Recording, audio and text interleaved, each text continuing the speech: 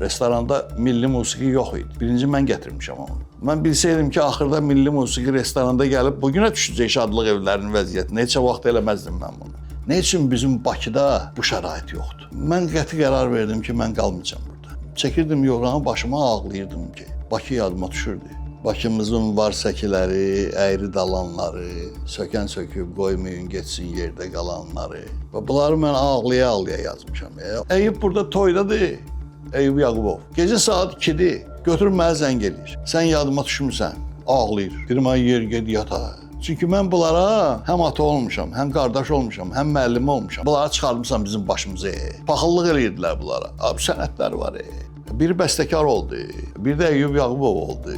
Bizim milli rəqslərimizdə qızlar şıllaq atmaz. Bu günləri rəqslərimiz yaman günə qaldı. Oxumağa qulaq asallar, oynamazlar. Aparıcı deyir ki, Vakməm, sizi necə abivt eləyək? Xalq artisti, əməkdar artist falan. Deyirəm, heç kim. Çalırlar, valla başa düşmürəm.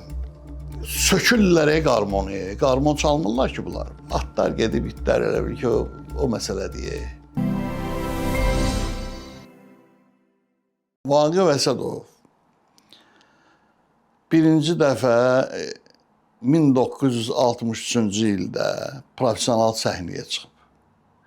Profesional səhnə deyəndə Moskvanın Kremlovski dvaretin Siyezdovda, orada Xruşovun qabağında, Xruşov idi o vaxtı, Müslüm Maqomayevlə bir səhnəni bölmüşük.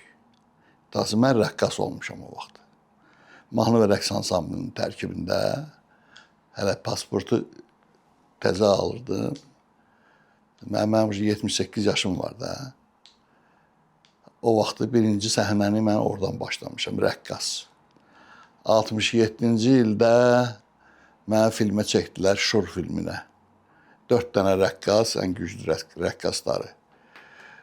O Şur filmində bilirsiniz də, Əlbaba müəllim orada oxuyur, sonraki İslam Rızayev, Arif Babayev, Əbülfət Əliyev, bunlar hamısı orada iştirak edirlər. O da bir tarix qaldı. Sonra mən həm də qarmon çalırdım. Bir dəfə qastrola getmişdik Tiflisə. Tiflisdə bir Məcid adında oxuyan var idi. O gəldi, mənim qarmon çalmağımı gördü. Qarmon da yoxdur, akordeon çalırdım. O da dedi ki, bəs mənimlə toya gedərsən. Dedim, mənim qarmonum yoxdur, axı, mən sənə bir dənə qarmon taparam. Getdi, bir dənə qarmon gətirdi. Dar belə qarmon idi, qəşəng. Üstündə də Bakı yazılmışdı. Mən bunu gördüm də, vuruldum da. Getdik bu ilə toya. Bir çamadan pul götürdük. Yer yoxdur çamadan, ayağınla basırsan. Səhər də getdik Xaşa. Oradan gəldim mən ansamblə, götürdüm bunların hamısını apardım restorana. Əlbaba Abdullayev vardı, narodni artist. Rəqs aləminin ustadı. Hələ ikinci elə beləsi gəlməyib. O mənə gəldi, belə baxdı, dedi, bozbaşın dadı deydi ağzıva. Dedim, necə bəyəm? Ya, səndən daha oynayan olmaz. Sən o pulu ki görmüsən, burada 60 manat maaş verirlər adama, burada bir çamadan pulla gəlmişəm mən. Sonra uşaqlar da dedilər, sən gül kimi qarmon çalırsan, sən çalgına qoy sənin qabağında oynasınlar da. Hələ belə zarafat məni keçdim qarmona. Keçdim deyəndə elə orada da mən həm oxuyurdum, rəqsin içərisində ya. Çünki rəqslərin çoxsunu mənim üstümə qurmuşdular. Boyuma zadıma görə də belə. Bir də ki, Niyazi mənə çox istəyirdi. Niyazi qoymadı əskər getməyə məni. Aldı mənim üçün, lüqot aldı ki, Asroçkada. Bron aldı ki, sən getsən rəqsləri başqalarına qurmaq üçün vaxt lazımdır. Ondan sonra da gəldim, universitetə girdim. Universiteti qutarana yaxın fikirləşdim ki, mən kiminsə yerini zanit edəcəm. Tutacağım kiminsə yerini, kimsə qalacaq işsiz. Mən də bu işi işləməyəcəm onsuz da. Mənimki qarmon çalmaqdır, oxumaqdır, çalmaqdır. Götürdüm, axırıncı imtahan deyə, buraxılışın axırıncı imtahanı. Götürdüm, vərəqin üstünə yazdım ki, mən özümü universitetin buraxılışına layiq bilmirəm. Promoy belə. Götürdüm, verdim, Afaq adında qız vardı ona. Dedim, apar ver müəllimə. Bardı verdim müəllimə, çıxdım, gəldim. Atdım məktəbin daşın. Az konsertdə attestasiya keçirdirdilər. Görək ki, bunlar hansı yaxşı sənətkardır, onun stavkasını qaldıraq. Kim də aşağıdırsa, çıxardaq işte. Bir nə bilim, neçə yüz adam yoxladılar. Mənə də yoxladılar. Gəlib dedi ki, biz Azərbaycanda istəyirik ki, xaricilər gəlirlər bura. Gedib xalça muzeyinə aparırıq. Ayrıca restorana aparırıq. Musiqimizi göstərməyə heç kəs yoxdur. Niyə yoxdur? Çünki hamısı ermənilər, ruslar estrada çalırdılar da restoranlarda. Restoranda milli musiqi yox idi. Birinci mən gətirmişəm onu restorana. Sizi videodan ayırdığımız üçün üzürlü sayın. Miraç YouTube kanalının mənəvi dəstəyə ehtiyacı var. Kanalımıza abunə deyilsinizsə, abunə olmağı, videolarımızı bəyənib paylaşmağı unutmayın. Əgər maddi dəstək olmaq istəyirsinizsə, Aşağıda gördüyünüz Patreon linkinə daxil olaraq bizə dəstək ola bilərsiniz. xoş izləmələr. Biz istəyirik ki, elə bir restoranda oturasınız, çalasınız həmişə, hər gün də, hər gün. Dedim, bu mümkün deyil. Dedilər, niyə? Dedim, ona görə ki, yaxşı sənətkarlar hamısı da oya gedir. Başqa cür mümkün deyil dolanışıq. Amma bir şərtlə, mən yığaram yaxşı sənətkarları. O vaxtda ən böyük stavka 13 manat idi, bir konsert. Hər gün bunlar konsert çalsınlar. Bu bir. İkincisi də o restoranda toy olanda bunlar çalsınlar.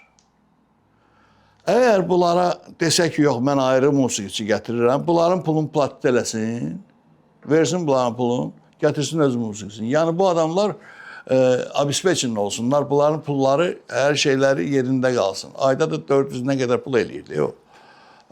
Manatla da belə götürəndə. Mən bunu qurdum, Qastinsa Moskva, o vaxt ki, Ağarəyin müəllim var idi orada, oranın böyüyü. Karvansara, Qastinsa Abşeron. Bu 3 dənə yerdə, niyə görə? Mən böyük bir sastav düzəltmişdim da, orada rəqqasdan tutulmuş fokusnika qədər hər şey var idi.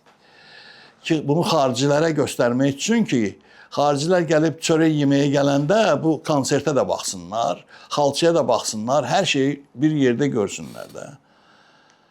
Axırda dedilər, yox, buna bizim pulumuz çatmaz, belə adamı. Bunları mən bölüşdürdüm restoranlara. Qastinsa Moskva, Karvansara və Abşeron. Heç olmasa mən bunların yanında 3 ayda məşq edirik. Paltarlar tikilib, nə bilim nələr, səhnəni dəyişdirmişəm orada ki, cəmaatın içindən gəlib keçməsin artistlər də. Zəlin bunlar üçün yer olsun. Bunların hamısını elədim. Başlandı, deməli, milli musiqi restoranlarda. Mən bilsəydim ki, axırda milli musiqi restoranda gəlib, bugünə düşəcək şadlıq evlərinin vəziyyətini. Heç vaxt eləməzdim mən bunu. Amma elədim, məndən günah məndə qaldı. Bir yarım saat, 15 dəqiqə göstərirdim özümü, çalırdım, oxuyurdum. Vətən Cəmiyyətindən xaricə payeska, Arif Babayevlə, rəhmətli ilə. Deməli, Arif də bir dənə, indi Allah rəhmət eləsin də, mən cavanam, məndən bir 10 yaşda böyüdü də. Bir dənə tar alıb, 17 manata dükanla. O vaxt mağazinlərdə tarzat satırdılar da. Bunu verib mənə keçirdərsən də, tam orijinindən. Mən də götürdüm, cavanım, nə olur baş üstə, keçirdim. Keçirdim, gəldik, Kopenhagendə oturmuşuq otaqda. Bizim üstümüzdə KGB-dən bir dənə polkovnik Əhməd müəllim var idi. İndi də yəqin ki, sağdır. Buradan onun salamımı yetirirəm. Dedi ki, bu tar kimindir? Heç kəs danışmadı. Bir də dedi, bu tar kimindir? Dedim, mənim. Nöş götürüb gəlmişsən bura. Sən tarçalansan, ha? Dedim, yox, tarçalan deyirəm. Araq gətirib satmaq olar. İkra gətirib satmaq olar. Tar gətirib satmaq olmaz. Ki, qoy bizim milli musiqimizdə. Bunlar da çalsınlar. Bizim yayılsın da bizim milli musiqi. Yox. Bu tar qeydəcək dala. Heydər Məmmədəliyev də bizim üstümüzdə gedib orada. Bir də ki, Əhməd müəllim də bu polkovnik. Qeydəcək dala, benim qeydir qeydsin də. Arif düşdü ayağa. Arifin daxı. Ay, Əhməd müəllim, sənə qurban olum, bu kasıb oğlandı, evi yanıb, 84-də mənim evim yanmışdı. Evi yanıb, sən Allah icazə ver, balalarına çörək yaparsın filan 5 minut. Dedi, yox bu dedi, o dedi, bu dedi, o dedi. Dedi, olmayacaq, bu tar gedəcək dala. Qaldıq belənçinə. Sonra mənə çağırdı otağına. Dedi ki, dinən sən ol, bu tar mənimdir. Dedim, hə. Bu tar nə olan şeydir ki, mən buna görə sən öldürürüm.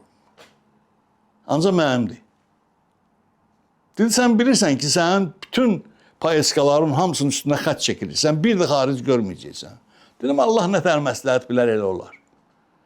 Mənimdir, vəssalam. Ha, bu da bilirək mənim deyir bu. Çünki mənim vecimə deyir. Gəldi, uşaqları yığdı, etdi ki, buradan qaydan kimi gedirik Avstriyaya. Oradan Germaniya. Oradan nə bilim mənə bir neçə dənə ölkənin adını saydı ki, ara verməyəcəyik.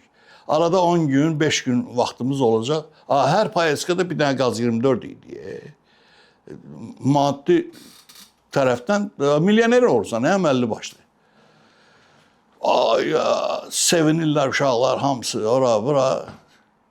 Dedi ki, nəyə sevinirsiniz? Siz heç biriniz gedməyəcəksiniz sonra. Bir dənə Vaqif gedəcək. Vaqif də kimi istəsə o gedəcək. Bu, bilirsən, mən ki bunu satmadım. Öz boynuma götürdüm. Buna ləzzət edib də ki, bu belə adam bizə lazımdır. Sabahlar bizim başımıza bir şey gəlsə, bu götürücü öz boynuna, heç vaxt bizi satmaz. Verdilər Vətən Cəmiyyətin mənə.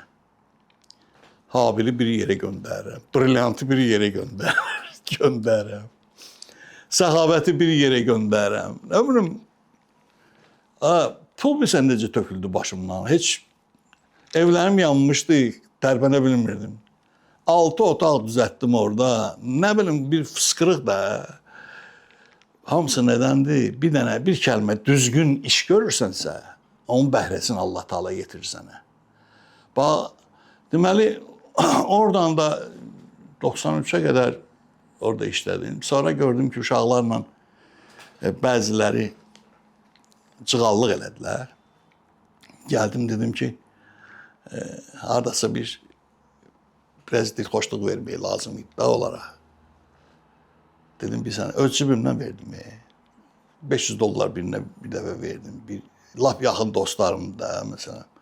Bu qeyd ki, yoldaşım doğursanla, mən bu saat pis vəziyyətdəyəm, nə bilim, nəyəm. Dedim, doğmağım bana nə daxlı var. Gedimsən, pul qazanmışsan. Dilxoşluq vermək lazımdır da bunlara. Mən neynim indi? Mən öz cibimə qoymuram ki. Neysə də, söhbət heç mənası da yoxdur deməyin. Amma getdim, dedim ki, mən istəmirəm işləməyi. Çıxdım oradan. Xarici çox görmüşdüm də, hər yerində olmuşdum. Çox xoşuma gəlmişdi. Amma hər dəfə mən orada olanda paxıllıq eləyirdim bunlara ki, nə üçün bizim Bakıda bu şərait yoxdur? Burada sözümü bəlkə də deyə bilmədim. Dedim, orada olar da.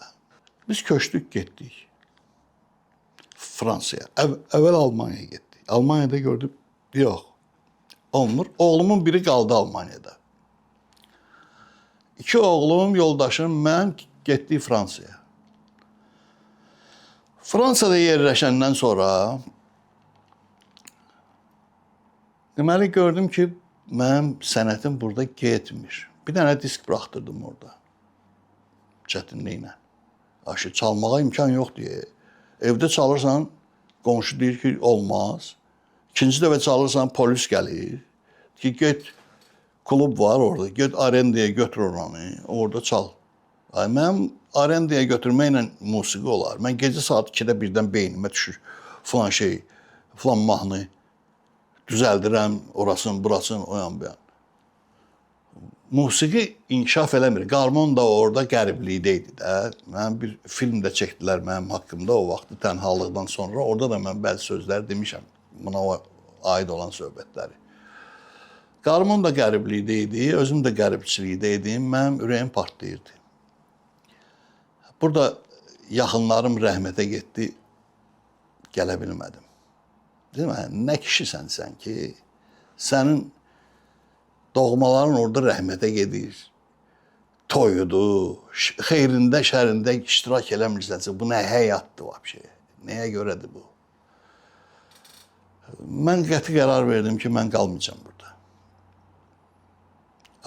Uşaqlar evləniblər, uşaqları var. Yoldaşım, nəvələr var. Yoldaşım dedi, mən getməyəcəm. Dedim, sən də getməsən, mən gedəcəm. Mən inanırsan ki, mən yorğanın altında çəkirdim yorğanı başıma ağlayırdım ki. Bakı yadıma düşürdü. Başa düşsən, onun iyi gəlir deyə mənə elə bil ki. Mən necə yaşayacağım burada, ürəyim partlayır da. O şimdi mən çıxdım, gəldim. Mən Bakıya gələndə az qaldım ki, torpağı əyilim, öpüm. Mənim çünki nəfəsimdir, bax. O mühit yavaş-yavaş dağılırdı. O uca binaları gördüm, mən dedim ki, bunlar heç bir mənim Bakım deyil. O insanların yavaş-yavaş soymaqlarını gördüm, dedim, bunlar mənim Bakılılarım deyil. Amma o mahnıda da orada yazdım da ki, Bakımızın var səkiləri, əyri dalanları, sökən söküb qoymayın getsin yerdə qalanları, gecələri yuxuma girir bacalı damları, meynəli damları, heç bir yerdə yaşaya bilmir Bakı adamları. Və bunları mən ağlaya-ağlaya yazmışam. Ona görə bugünə qədər də hələ toyxanalarda oxunur, konsertlərdə oxunur. Bütün uşaqlar hamısı gəlib məndən xahiş edirlər ki, nə olar mən də oxuyum da. Bu cür mahnıları yəni demək istəyirəm. Yəni mən elə bilirdim ki, gedib orada nəsə tapacağam. Mən baxdım, gördüm ki, mənə həsrət lazım idi. Getdim həsrəti tapdım orada. O yanğını tapdım, qayıtdım, gəldim. Burada da şərait biraz dəyişildi. Başqa cür oldu. O istiqanlıqlar biraz azaldı. Mənə qarşı yox, ümumi görürdüm də. Yəni, ancaq mən fikir verdim ki, mən burada lazımam. Tələbələrim, dostlarım, hansı ki, mənə nəfəs aldılar. Məsələn, Eyüp burada toydadır, Eyüp Yaqubov. Gecə saat 2-dir. Nə bilim, 2-dir, 3-dür, neçədir, gecə də. Götürüb mənə zəng eləyir. Bir dəfə yox, neçə dəfələrinə. Verir. Ay Vaqif, Adnan Şənsəsə qulaq asmışam. Sən yadıma düşmüsən, ağlayır. Dedim, birdən səni mən daha görmərəm. Bu nə da? Dedim, ay yer, ged yata. Ged yata, bu vaxt adama zəng eləyər. Yox, ağlayır əməlli başlı. Gör, nə qədər içəridən sevgi var. Niyə görə? Çünki mən bunlara həm ata olmuşam, həm qardaş olmuşam, həm müəllim olmuşam, həm nəfəs alırdılar da mənlə. Bugün də elə deyə, bugünün özündə də bax, heç olmasa həftədə 2 dəfə, 3 dəfə görüşməliyik. Eyyubu o vaxtı 15 yaşında Eyyubun. Uşaq idi də. Mən onun istedadını gördüm. Bir sənəcə piyano çalırdı bu. Onu təsəvvür eləmək mümkün deyil. İndi çalmır ki. öz üçün otursa əgər birdən əməlli başlı o sənətin üstündə ondan yoxdur. Vaqif Mustafazadənin o önləri yolları çaldı. Oturanlar hamısı belə şey qaldılar. Elə bu barmaqların Ruslarda zvukozvlicheni deyirlər ona. Deməli, səsi dərindən çıxartmaq məsələsi var. O hər adama verilmir. Allah Taala'dan böyük vergidir o. Bunda bax o var da. Bunu məsələn o vaxtı uçuşa girəndə Vasif Adgözəlov görüb bunun istedadını, bütün dərslərini heç birini bilmir. Promoy götürmüşdülər uçuşa. Bu da gəldi bizim ansamblə. Mən Humayun ansamblında işləyirdim. Əlbabun Məmmədovun Humayun ansamblında. Gəldi bizim ansamblə, bunun pasportu yoxdur, bunu necə işə götürək? Dedi, yaşı lazımdır pasportca. Bir il elə belə işləsin. Pasport alar, maaş alar da. Bunun maaşa ehtiyacı yoxdur. Atası həkimdir, anası həkimdir. Anası rəhmətə getmişdi təzə. Düz 15 yaşından bunlar mənim qastrollara gedirdik də. İlham bir dizimin üstündə yatırdı, bu bir dizimin üstündə, avtobusda. Yəni ki, məndən böyüklər var idi orada. Böyük sənətkarlar da. Yəni sənət barəsində demirəm. Yaşda böyük, məndən 1-2 yaş böyüklər də vardı, bir 5 yaş, 10 yaşda böyüklər var idi. Bunları gözləri götürmürdü, bu cavanları. O yerəcən ki, incidirdilər, mənə qeydilər ki, sən bunları çıxarmısan bizim başımıza. Başırsan, paxıllıq eləyirdilər bunlara. Abi, sənətlər var. Biri bəstəkar oldu, bir də Eyyub Yağubov oldu. O birilər də, məsələn, hərəsi Cavididir, sonra hamısı da, o uşaqlar, hamısı gözəl sənətkarlar oldular. Allah şəfa versin Cavidə. Cavid bizim qardaşımız çox gözəl insandır. İndi xəstədir, evdə yatır. Ancaq ki, bizim ürəyimiz həmişə onların yanındadır. Yəni, biz bir ailəyik, başa düşdün. Biz dostlar deyilik. Bir dəfə 26 il idi, biz dostuyduq. Bu düşür deməli 80-dan 26 il keç üstündən. Bir məclisdə oturub tost dedilər. Dedilər ki, içək bu dostların sağlığına ki, 26 ildir bir yerdədirlər, aralarından heç bir şey keçməyib, su keçməyib. Mən də durdum, dedim, bilsin hava, bağışlayın. Belə olsun, belə dostluğun içinə.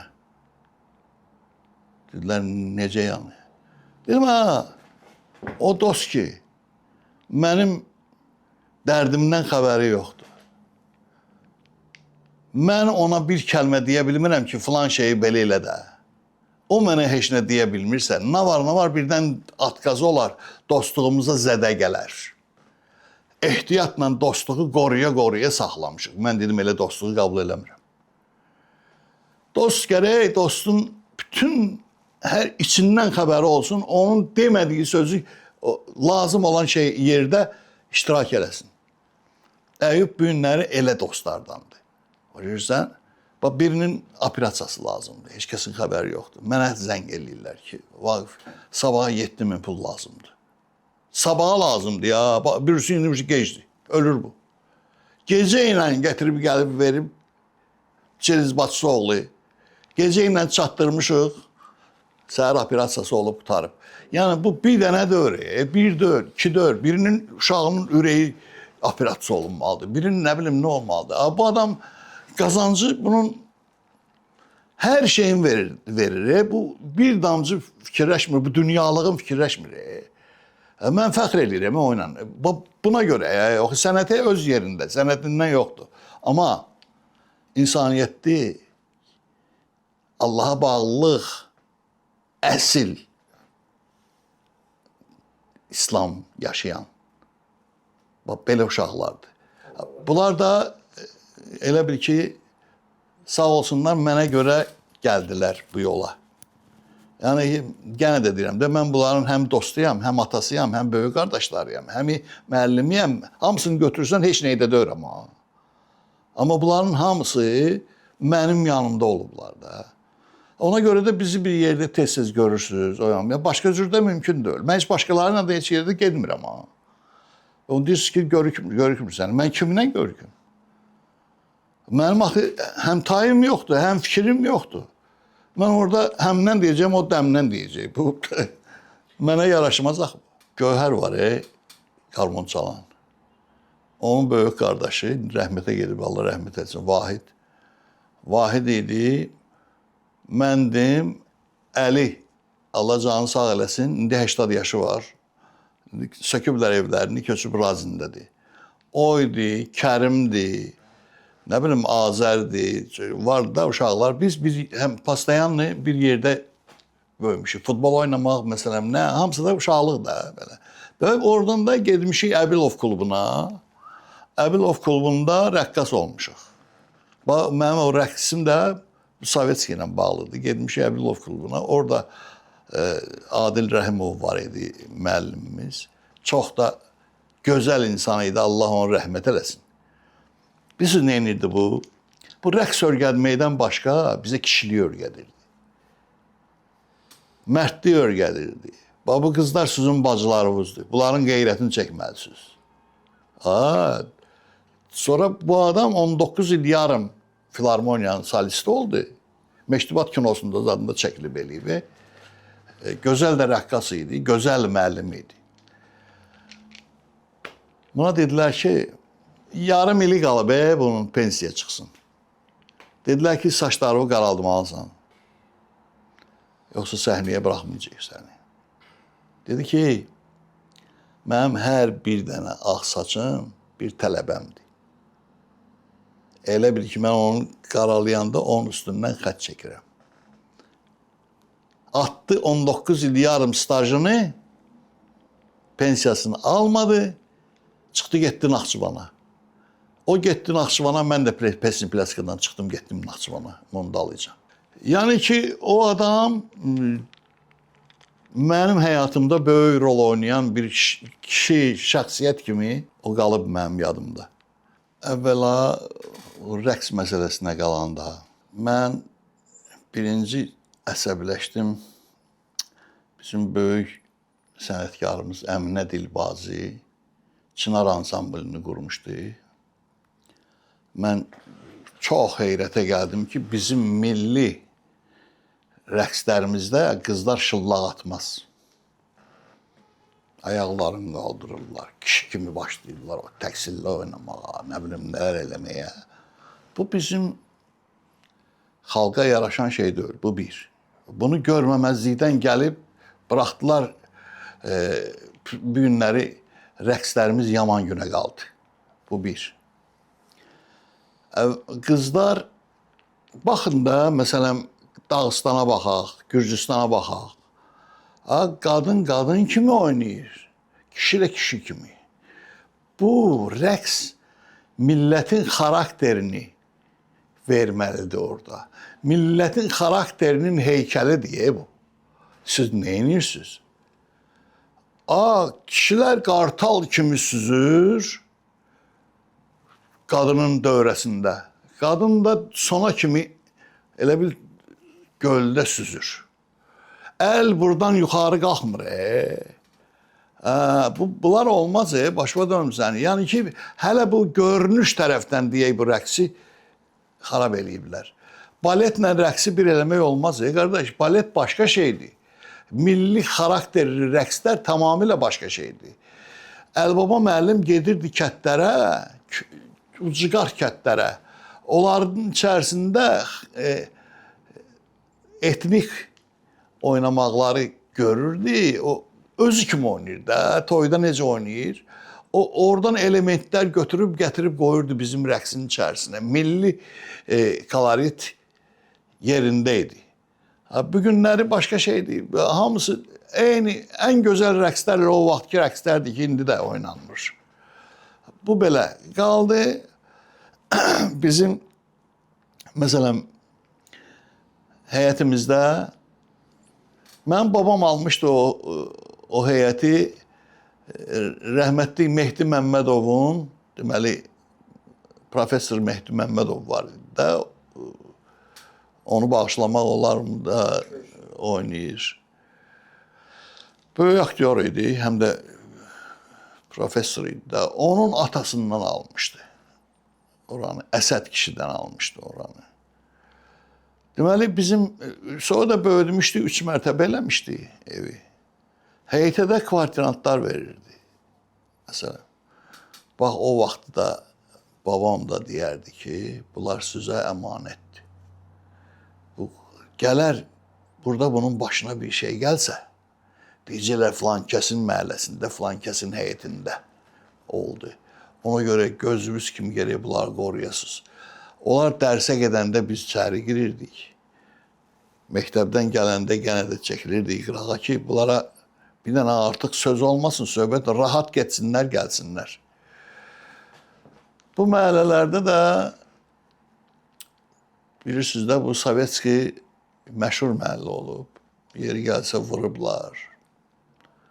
Nə lazımdır cavablarını veriblər. Buradan hər adam keçə bilməzdi.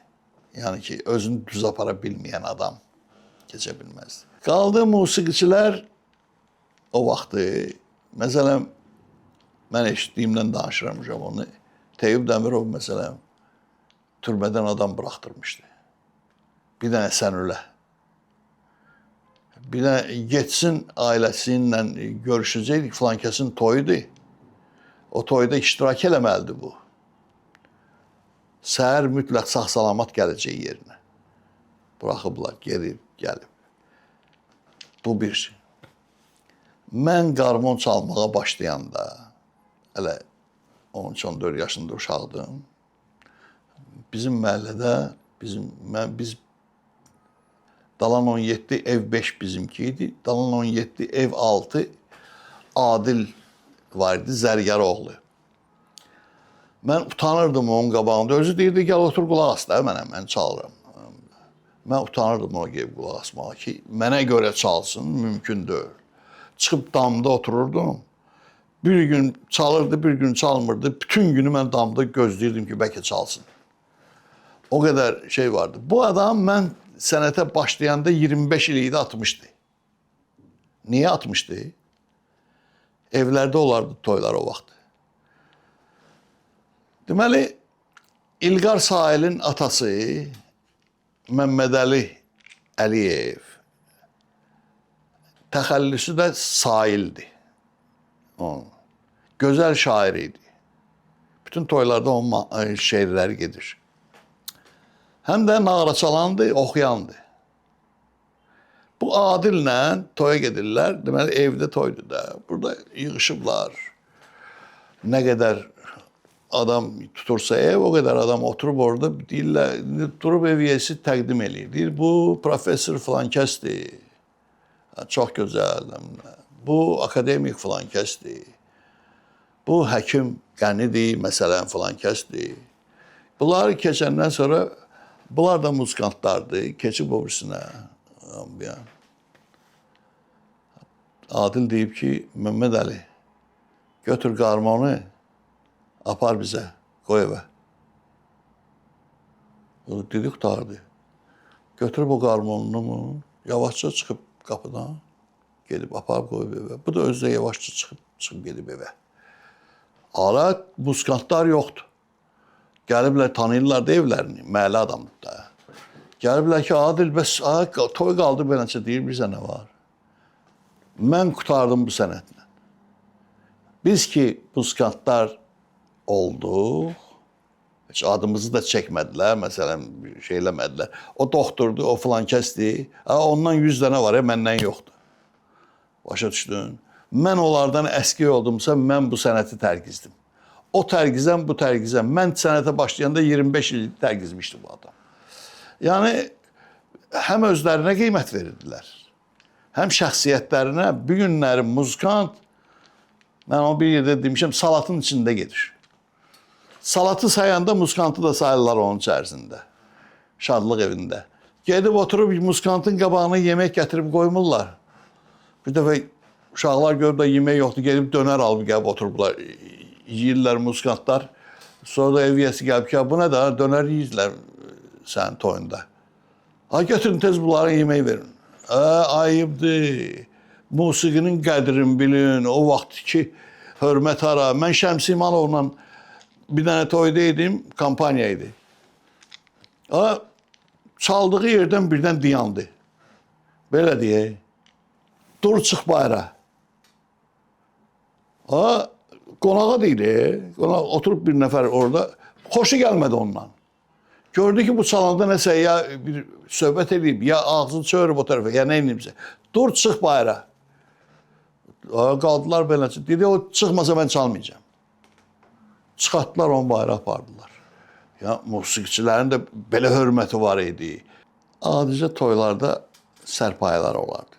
Sərpayı kimi istəsə otuzdurar yerinə, kimin zakazını istəsə çaldırar. Ya belə. Sonra gəlib deyərdilər ki,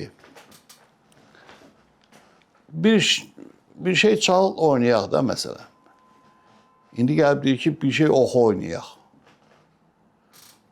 Necə yəni oxu oynayaq? Oxumağa qulaq asallar, oynamazlar. Yəni ki, bu böyüklərin bizim günahımızdır, daha doğrusu. Böyüklər əşi dayı neyniməyin, özləri belə istəyirlər, qarışmayın işlərinə. Nə danışsan? Bir dənə bağrı kişi var idi. Gənə də toydan danışıram. Hövsanda bir dənə bağrı kişi var idi. Trubkası ağzında. Başı ilə belə eləsəydi, bilirdilər ki, bu oxuyan yaxşı oxudu. Falan yerlərin düz oxudu. Ya, belə eləsəydi, qanı getdi oxuyan. Səhər 9-da aparırdılar musikantları toya. Səhər 9-da. 9-da nöşə aparırdılar. Bir bunları imtihan eləyirdilər. Dəstgah çaldırırdılar bunlar bir, ya sola çaldırırdılar da. Hansı ki zəifdir, tez bunu götürüb aparırdılar, qoyurdular berjə. Təzədən başqa musiqici getirib gəlirdilər. Oranın da toyları çox ağır olurdu. İndi sözüm ondadır ki, böyüklər atlar gedib itlər elə bil ki, o məsələ deyək. Böyüklər at vestimisi atıb boynundan, o məsuliyyət atıb boynundan. Senzura yoxdur. Böyüyün sözü keçmir. Evdə məsələn, sən gəlmisən, oturmuşsan, sənin qabağına yeməyi qoymur, aparır uşağın qabağına qoyursa, sən hörmətdən düşürsən də, sənin ixtiyarın olmur danışmağa. Cəmiyyətdə də elədir. O, lazım olan sənətkarların, bilicilərin hansı ki, bunları yaradmışıq da, məndən də böyüklər yaradıblar, qoyublar. Bizim sözümüz keçmirsə, vay onda bizim halımıza da. Əlbəttə ki, bizdən olanlar da elə gün ortadan sonra olanlar sayılır. Başa şimdi onların da axırı yaxşı olmayacaq. Amma belə olmaz da. Gərək ümumiyyətlə dövlətimizdən də istəyək ki, bir səlahiyyət versin o əsil sənətkarlara. Əsil sənətkarlar da tanısınlar heç olmasa. Tanımırlar. 63 ildir mən bu sənətdəyəm. Mənə bir yada salan olub. Kim olub? Mən hər dəfə televiziyada çıxanda deyirsən, çoxdan görükmürsən. Hər çıxanda xəcalət çəkirəm, mən. Aparıcı deyir ki, vaxt mən sizi necə abivit eləyək? Xalq artisti, əməkdar artist falan. Deyirəm, heç kim. Heç kəs abivit elə. Deyir, necə elə heç kəs? Deyirəm, heç kəs də. Mən atam ad da verib, familiya da verib. Mənim heç kəsin də heç nəyə ehtiyacım yoxdur mənim. Mən elə belə də yaşayıram, çox da xoşbaxtam. Başa düşünün. Tanımısınız, gəlmişsiniz də evimə. Elə də. Axı, mən kiməm ki, gəlmişsiniz mənim yanıma? Deməli, bir şey var da, nəsə var ki, insanlar bilirlər. Xalq bilir. Ona görə də bizdən istifadə edin də. İstifadə edin ki, gələcəyimiz düzəlsin də. İstifadə eləməsəz, heç nə olmayacaq. Elə gərək biz də öyrənmişik, bilmişik, bizdən böyüklərdən öyrənmişik də. İndi bizdən də əgər istifadə eləsələr, mən özümdən danışmıram. Mənim kimlər də gənə var da. Var insanlar. Ki bu sənəti, məsələn, mən bu rəqqaslıqdan tutmuş, instrumentallıqdan tutmuş, xordan tutmuş, o işlərin içində böyümüşəm, bilirəm bu işi. Bilirəm ki, Qadınlar gərək qadın olsun, kişilər kişi olsun. Evdə, ailədə də kişinin yeri ayrı olmalıdır ki, o uşaq görsün onu. Öz yerini bilsin və onun da uşağı o yolla getsin və bütün dinastiya getsin doğru yolla, Allaha tərəf getsin, Allahın qoyduğu qanununa tərəf getsin. Allah həmişə bizi iləndir. O bir dənə də söhbət edir. 2 dənə balıq deyirlər dəniz var. Hardadır o? Nətər şeydir o? Deyir, valla mən də bilmirəm. Gedək o qoca balıqdan soruşaq. Gəlirlər, o da deyir ki, valla mən də eşitmişdim, amma bilmirəm hardadır. Nətər şeydir. Bir dənə ləpə vururlar, atır qumluğa. Deyir, payat onu. Biz dənizdəymişik. Biz dənizin içində yaşaya-yaşaya bilmirik. Dəniz hardadır. Allahın içində yaşaya-yaşaya bilmirik ki, Allah axtarır. Bilmirik harda axtaraq. Hansı ki, sənin içində də odur. Bayrında da odur. Hər şeyində odur. Əlbəttə ki, ondan uzaqlaşandan sonra, kişilikdən uzaqlaşandan sonra, mərdlikdən uzaqlaşandan sonra axırımız bəlli məsələdə hara gedir. Elə bir yaşdayam ki, artıq mənim arzularım filan, beşməkan, bunlar yox dərəcəsindədir. Bir dənə ümumi arzularım var ki, bu millət özünə qayıtsın. Özün də sənin millətinin köküdür. Ona qayıda bilsək əgər bizdən yuxarısı yoxdur. Ən gözəli bizik. Valla dünyanı gəzmişəm, hər yeri gəzmişəm ha. Bizdə olan o istiqanlılıq, hər şeydə, hər şey, bütün o gözəlliklər hamısı bizim özümüzdə var. Amma biz bir günləri çalırlar, valla başa düşmürəm. Sökürlər qarmonu, qarmon çalmırlar ki bunlar. Bunlar akordionunu çalırlar, başa düşdün? Hər şey çalırlar, özündən başqa. Milli, sən öz dilini bilmirsən, hər dili bilirsən. Bu belə şey olar. Məndən mənim adresimi soruşmursan, oturmuşuq belə, 50 dənə adamdan mənim adresimi soruşsan. Bir dəfə də məndən soruş da. Ki, mən sənə asandın deyim ki, gəl mənim evim bu küçədədir, bu evdədir. Sən bu millətin içində yaşayıb, bu millətin çörəyin yiyib, suyun içib, təpi yatırsan buna, qıraqda 1000 dənə şey axtarırsan, heç nədə başa düşülmür. Milyon dənə söz deyirsən bu instrumentdə, içində bir dənə söz yoxdur. Əsl söz yoxdur, fikir yoxdur. Söz çoxdur, fikir yoxdur. Musiqinin dərinliyi var, üzdə gəzməklə deyir. Bir dənə səsin içərisindən məni ağlada bilərsən. Mənim hisslərimi oyada bilərsən. O yoxdursa, neynirəm o musiqini mən? Ya məsələn, həyatda da elə hərəkət eləyərsən ki, mən də sənin kimi olmaq istəyərəm və dəyişilərəm. Mən bazı gedirəm, daha yaşlı adamam da özümə baxmalıyam. Üzməyə gedirəm. O baseynə gedirəm. İnan Allaha, mən heç yerdə o cür istiqanlılıq görmürəm. Bir dəfə oturub söhbət edirdik, belə dedi ki, dedim gedirəm Fransaya, bəs uşaqları görməyə oyan bir an. Dedi, araya get də, nə var ara burada, nə görmüsən burada, get pulov da al orada, əməlli başlı, yaşa orada, özün üçün keyf elə də.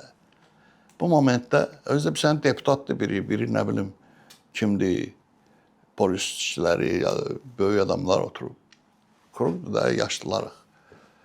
Bu momentdə bir dənə oğlan, tanımadığım oğlan, gəldi bir stəkan çay var ilə, gətirdi, qoydu düz mənim qabağıma. Baxın, bir dənə bunun zəhmət olmasın.